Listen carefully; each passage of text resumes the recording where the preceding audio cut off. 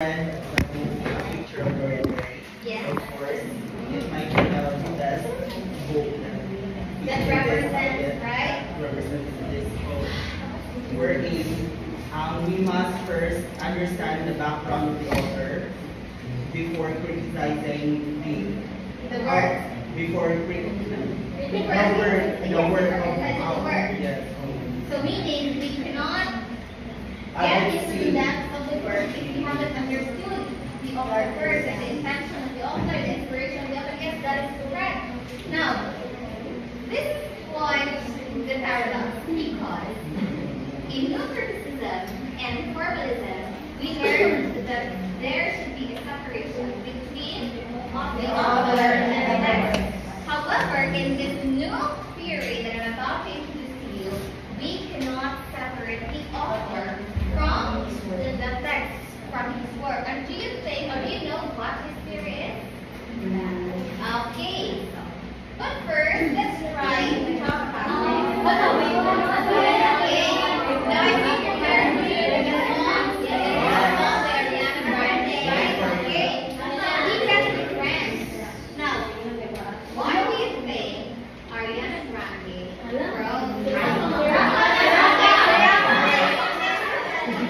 So this song is all about his ex-lover or his husband, Dalton Gomez.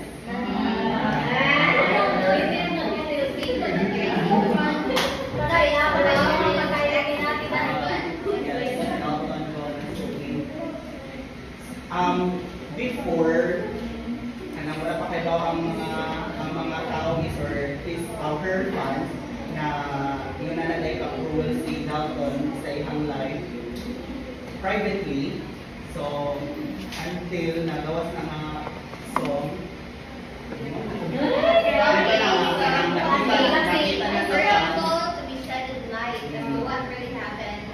really love privately. Before or during the divorce, or even before the divorce was late. Okay, I agree. Do you? How about this side? Can you tell me what the song or the context of the song is? The one? You're not, yes, you're not really familiar with Ariana Grande? Yeah. And before this guy, murag si Ariana ang i-attack sa mga tao. Oh, yes. She was labeled to be a home wrecker. Yes. Okay. And then, Yes. but she kept on protecting Dalton. She'd rather to be the bad guy to save them from About being attacked by fans. Okay. Now, but the context of the song is not entirely about that. So this song, if you listen here, you think to your papers and pens, this is a song intended for the bad press. Okay, on insinuating and making bad stories about her. So not directly directed to his ex Dalton Gomez, but this is for the press. Ano magtitipid ng mga negative, ng mga news, or what do you call that? For publicity. Or what else? For clickbait, like that. So that is really the main essence of this song in the first. But if we do not know that context, if we do not know personally who Ariana Grande is, the first thing that comes to mind probably this is an ex-lover, an ex-friend, or anything that fits in that sort. But if we know her and the message and the meaning of the song, we understand, so we're able to determine that this is a reply or a response to constant attack made by the press about her being a home wrecker, and about her getting a man who is not ideally or physically very attractive, right? According to the press. So that is we can be friends about, and that, my students, can be best analyzed using traditional literary criticism. Now take note when we talk about new criticism, do we separate the author from the text? Yes, we do. How about formalism? Do we? Yes, we do. But in traditional literary criticism, they are bind together. They cannot be separated. Meaning, the author plays a vital role in the analysis of a literary work under this criticism. And with that, everyone, can you read our learning outcomes? In this lesson, the third year BSL English students should have done the following with 80% accuracy. Okay, first. Define traditional criticism. Okay, I think you already have an idea what traditional criticism is, even if we don't define it right now, right? So what do we mean by literary criticism? I mean traditional literary criticism. Miss Ente, you're listening, you're very prompt. You're a prompt leader. What do you mean by it? Yes, please stand. Critic what? About? Okay, now we know that you're not really listening because you cannot answer.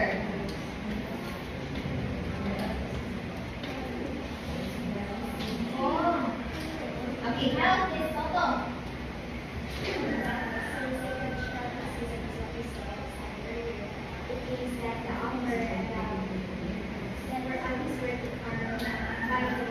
Okay, exactly. So they cannot be separated. No, nothing is independent. So one cannot stand without the other. So meaning to say there is a mutual relationship between the author and the text. So that is what traditional literary criticism is about. What about the second learning outcome? Explain the foundations of traditional criticism. Okay, and then the last one. Analyze the literary text using the lens of traditional criticism by examining the author's background, genre, and cultural historical influence. Okay, so let's start with knowing first what traditional is. Delving into traditional literary criticism. Okay, so the historical context of literary approaches. So understanding these approaches begins in the early 20th century, and that is when traditionalism emerged as a response to rapid industrial and urban change because similar with the Renaissance, because the Renaissance artists, there was a rebirth of literature. What's the reason again why there was a need to rebirth literature? Yes? Yes? Yes? Yes, Jen? What's the reason once again? Because we can connect the dots why traditionalism emerged. Medieval period. Okay, there you go. Because there was a decline of classical knowledge. And if there's a decline of classical knowledge, so it's very difficult for us to preserve our culture, our heritage, and even our tradition. And that is the main goal of traditionalism or the traditional literary criticism. Because critics under this theory value rather heritage, culture, and history. That is why traditionalism emerged. And more so, everyone, here there is a focus on the historical and cultural context of the author, meaning to say we cannot do away the text from its author. Meaning, if we want to understand Pride and Prejudice, we need first to understand Jane Austen. Why do you think Jane Austen wrote the book? What was her reason? What was her intention? What was her motivation? Did she write the book as a sort of satire to what really happened at that time? So questions like these are very important in analyzing a literary work under traditional literary criticism. And of course, the author's biography and background. Now, for those of you who don't know, Pride and Prejudice is a very good example that we can use traditional literary criticism because Pride and Prejudice is somewhat like, not directly, but it's somewhat like an innuendo of the life of the author herself. In the story, who actually is the favorite of the father? It's Elizabeth. And in real life, who is the favorite of the father? It's Jane. It was his father who bolstered her confidence in writing. So it was her father who bought a lot of things to her to use on and to be inspired with. So we can see there is a distinction, yes, there is, but there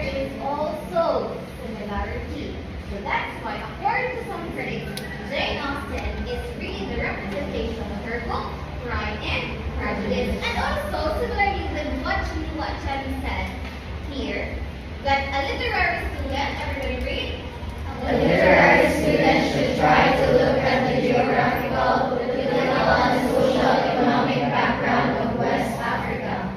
And such a study goes deeper to the period the author lived. Exactly at one. Now, if you wish to understand Okongo's vision inside, then what do you do first? Why do you think Okongo was very hesitant with the rapid changes in society, the invasion of the British on their island, or on their village rather? Why do you think? That leads you to understand Chinua Achebe himself. Question: who is Chinua Achebe? Yes, of course, the author of Things Fall Apart. But who is he really? Who is he really? Does someone know? Yes, yes, yes. Chinese, Chinua Achebe. African and Chinese. Japanese. Okay. So who really is Chinua Achebe? Take note, everyone. Okay, there is someone who resisted change.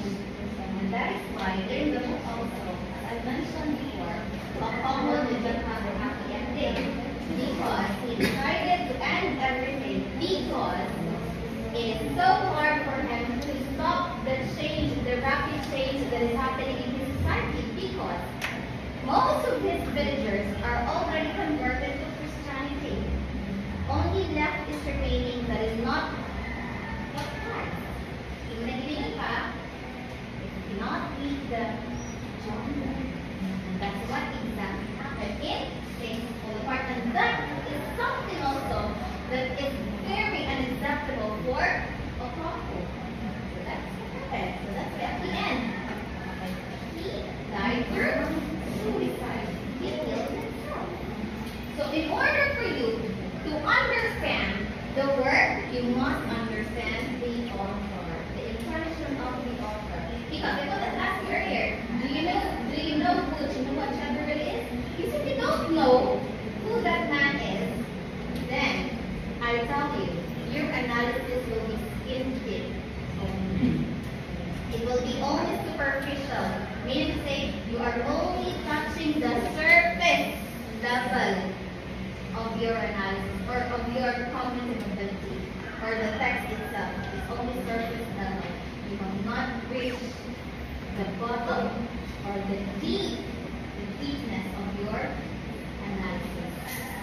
So that's why it's very important. No, it's very confusing because there are a lot of critics who assert, okay, there should be no relationship between the text and the author. In no historicism as well, it is posited that history is in the hands of the winners, right?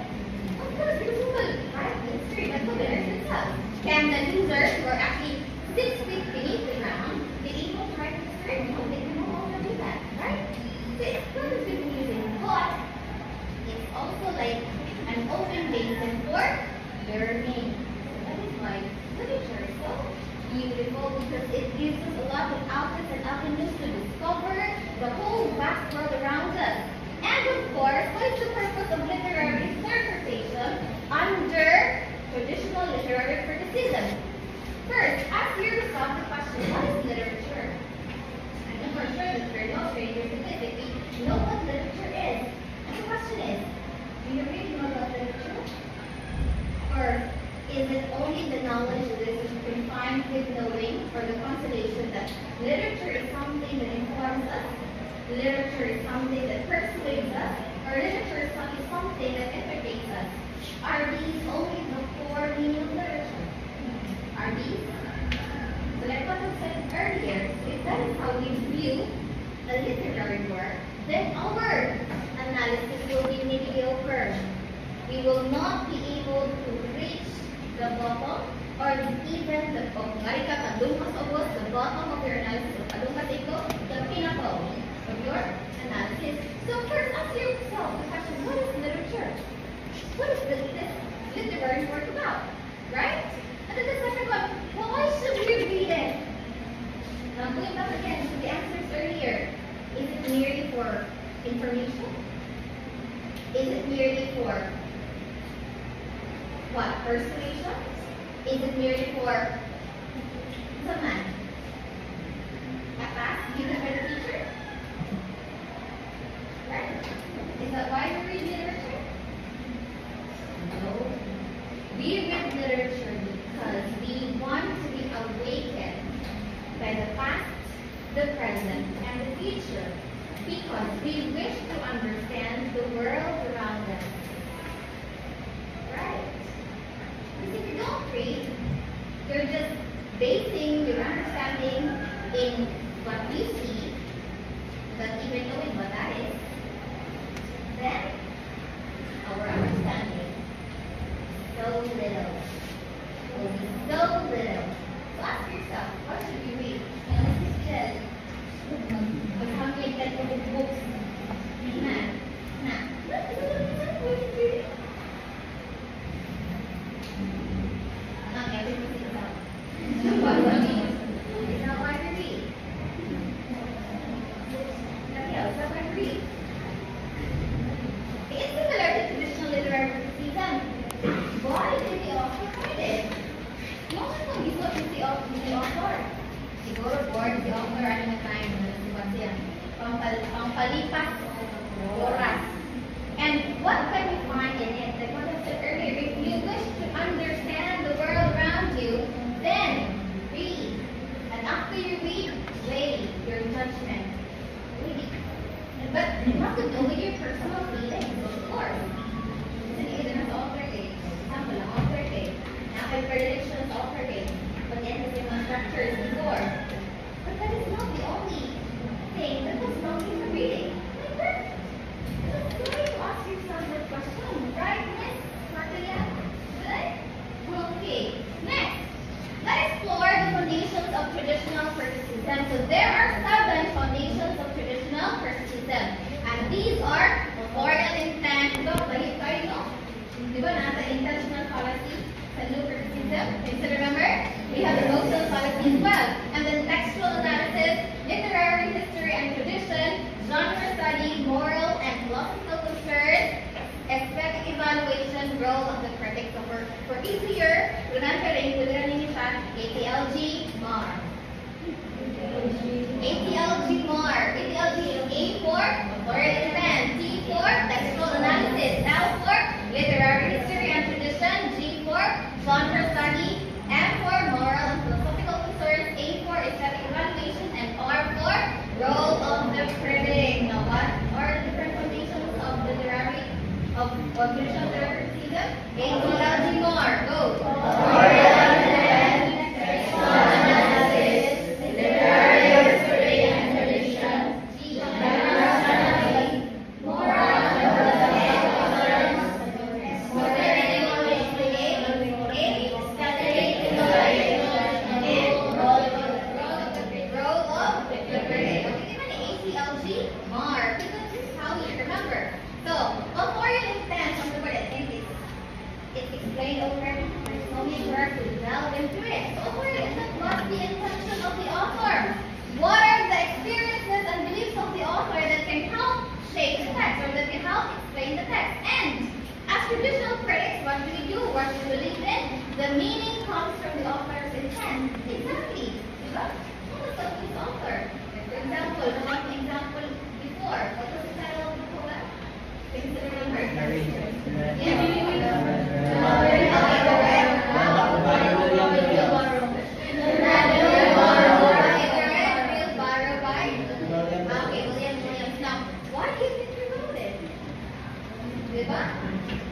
Because we try to understand the text by separating himself from the text. So in this time around, we no longer separate the author from the text, meaning the text and the author should always go together. And then the author is seen as the main source of the text meaning. So here, biographical details connect to the themes, characters, and messages. So in essence, everybody, there's the focus on the author's purpose and meaning. So the tools that we can use here, like biography, letters, historical context, and it is the direct counterpoint of intentional fallacy by Lumsden and Bernstein. Because in intentional fallacy, we tend to dismiss or disregard the author's intention, the author's inspiration, the author's reason. So it's not the reason or the common reasons and sense of what's the matter? What? Consultation means nasa point 24 na 86.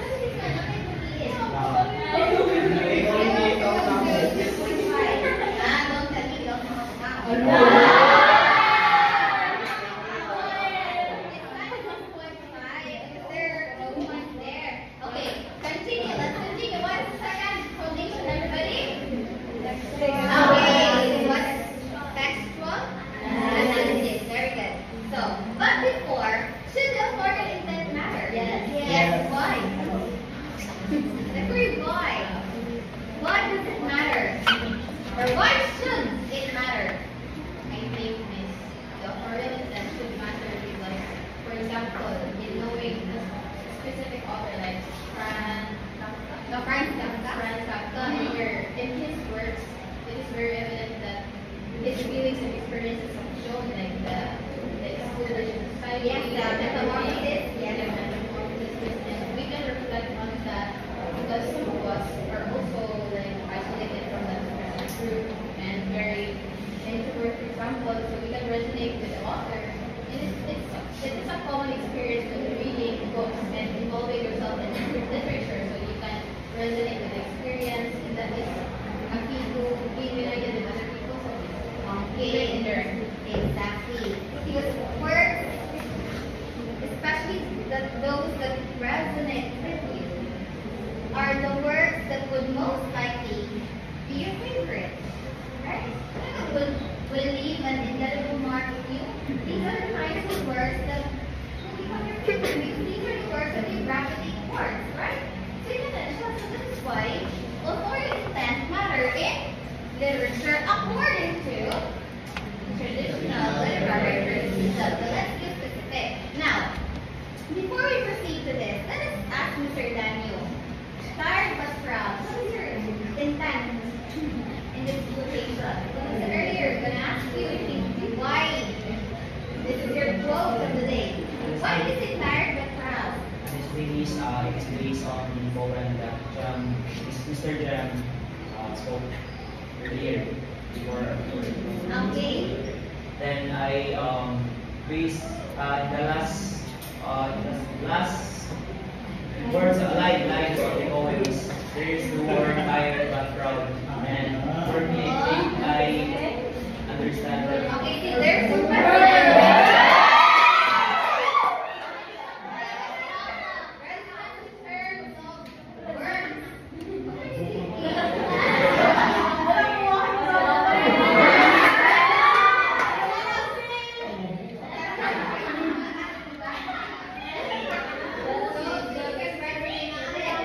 Is this because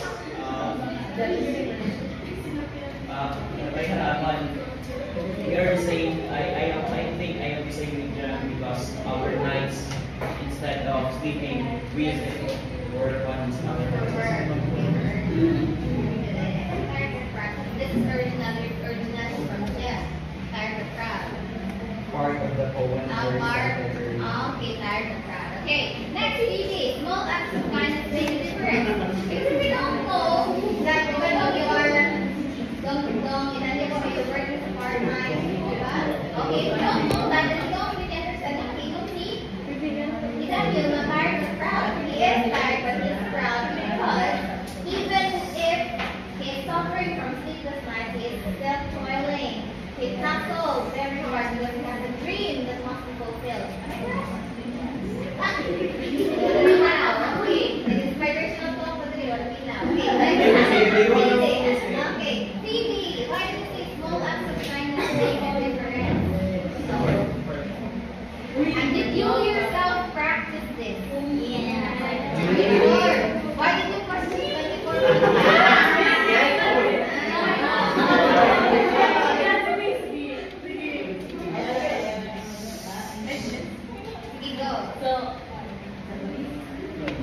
Why did you say small acts of kindness make a difference? That line or quote is It was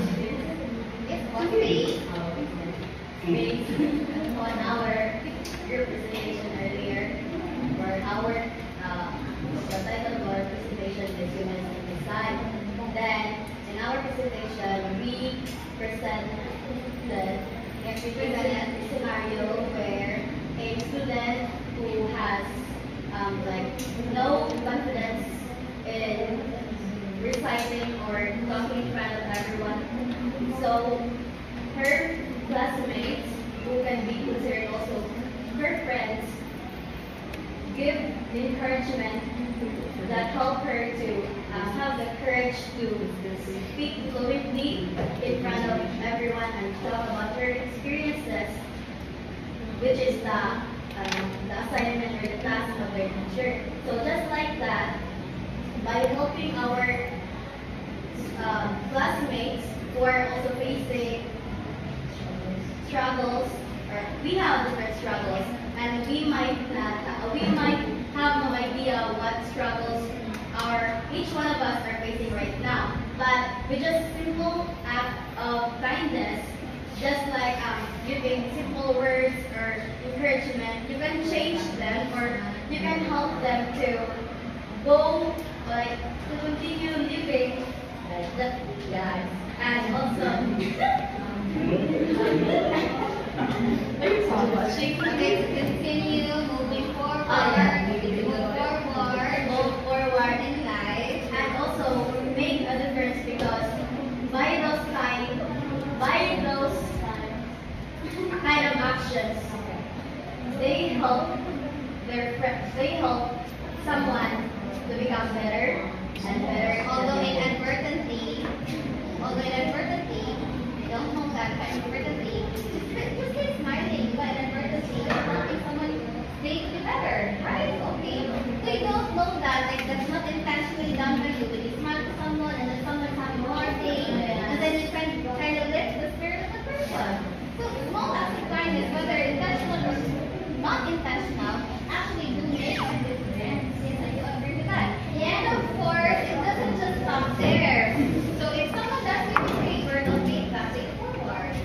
So if someone smiles to you while you're walking, so parang pag nakikita nila, what is that? Okay. That's how the chain is supposed to be. You are not supposed to stop the chain. You're supposed to continue the chain. Next, smile for Krista. What's your reflection here? Well, actually, it's this line, but a wise woman once told me this line, which I carry every day. How do you carry it? With grace and confidence. Or grace and confidence? Because Miss, in everyday life, like we face, through the darkness we face, like emotionally, mentally, and physically, then we don't know the burdens that each one of us carries. At least we can gravitate the positive energy that we carry just smiling. That is why smile costs nothing. Okay, very similar to the second one, right? So peace, that's good.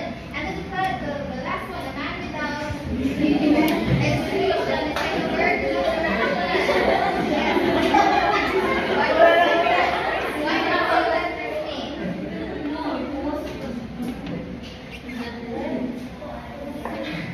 What's your reflection? What motivates you to say that?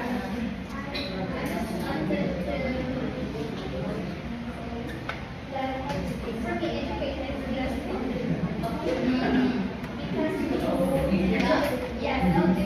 More than bird, Pwede pa lang lang to your direction. Okay.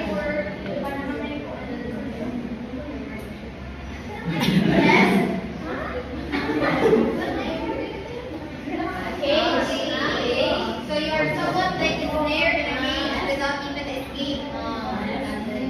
Yes, exactly. So if you know about education, it's like ensnaring you in a cage without even the key allowing you to come out. So yes, that is correct. Without education, it's very impossible for you to land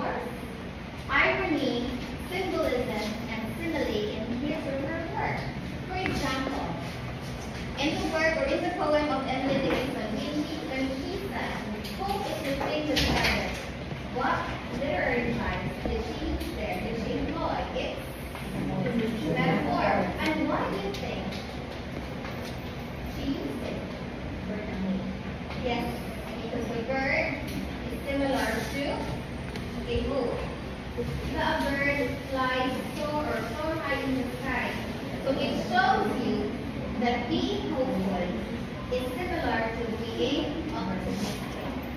Because the reason why she uses the leaf of hope with feathers. Okay, that's the word of feather. Okay. And of course, analyze how form and language create meaning. And here, close reading of language and form is important. But the difference here is we do not go away the author.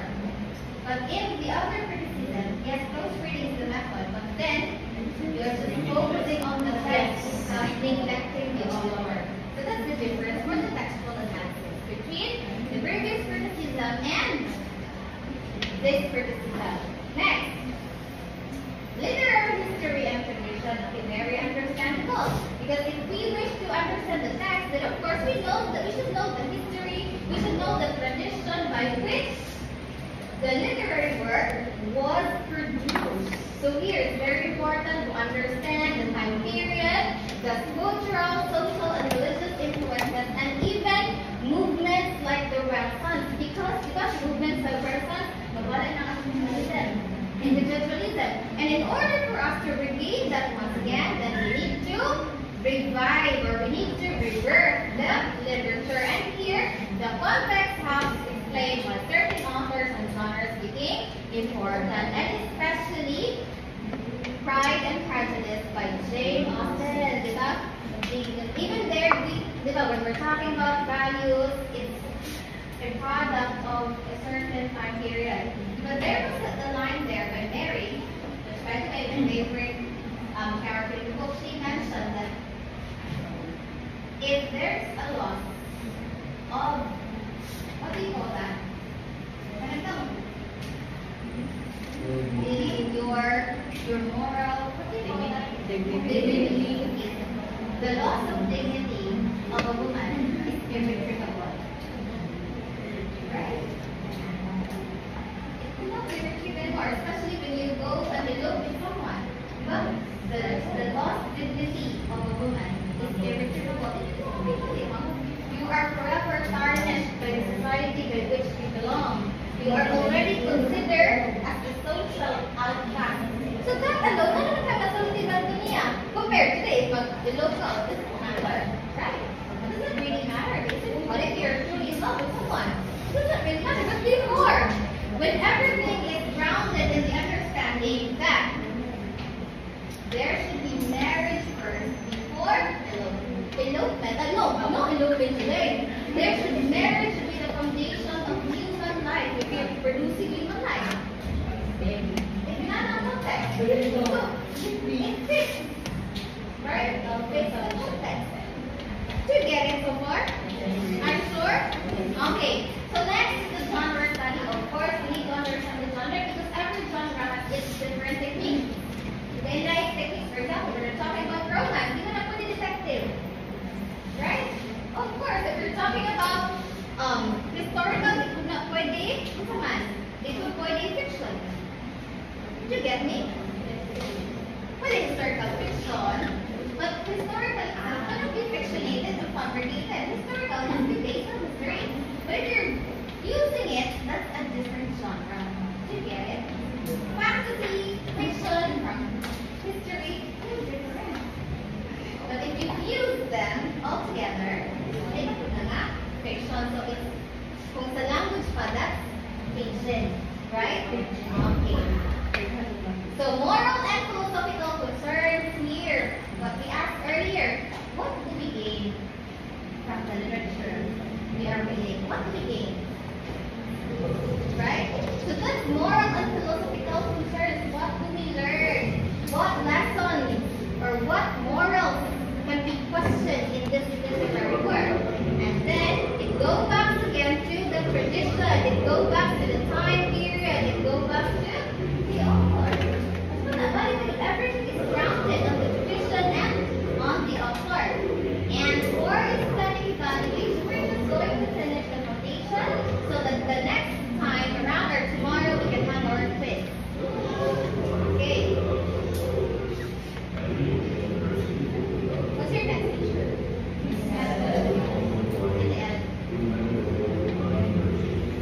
And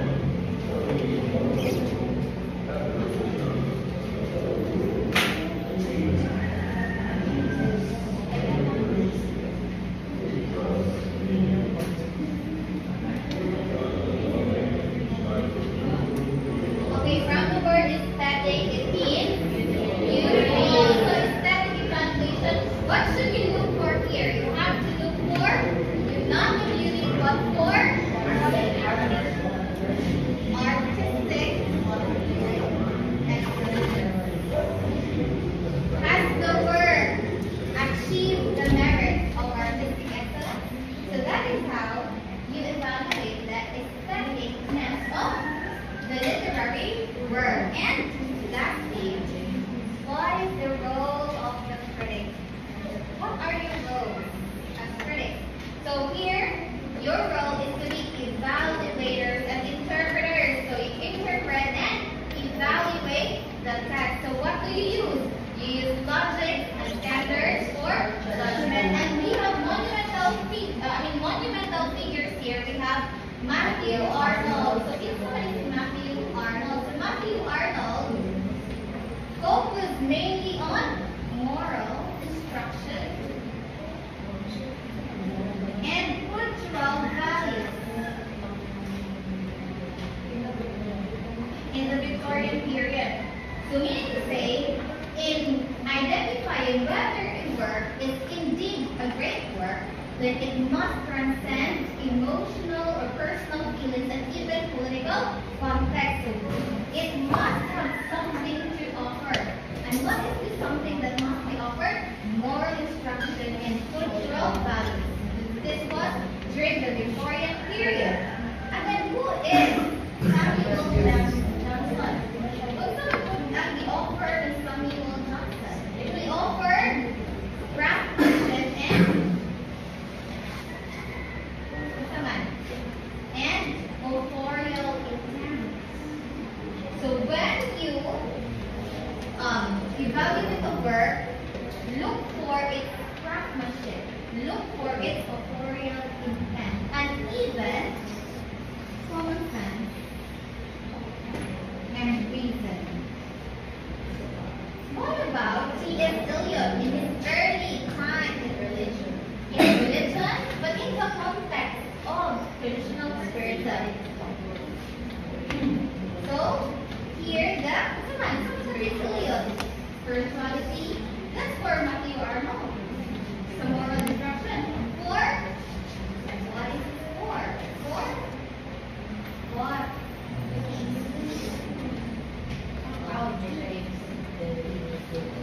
Objectivity standards. Say, do away your personal, emotional, your feelings, and then stick with objectivity. How do we make sure that the literary work achieve this merit, artistic excellence, and many other more?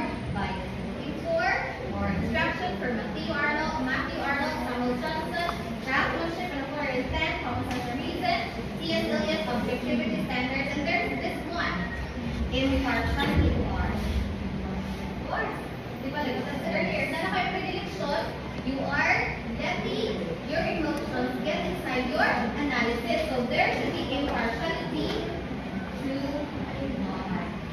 these are the roles of the critic in criticizing or in analyzing or evaluating a work under traditional literary criticism. And here are the questions that must be asked in criticizing a work using traditional literary criticism. So these are actually 8 questions, and these 8 questions are actually grounded on the foundation of traditional literary criticism. Now, tip for the students, everybody read. When reading this approach, imagine being a detective, looking at every clue from the author's life and times to better understand the work's deeper meaning. In other words, do not lean forward on the ambiguity. Instead, you need to uncover for clarity. Ano yung goal? Ano yung role? So what's your task, everybody? What is the critic? Because you're all critics. What is your task? I think they're all. Okay, everybody, what is your task? To replace, not To replace the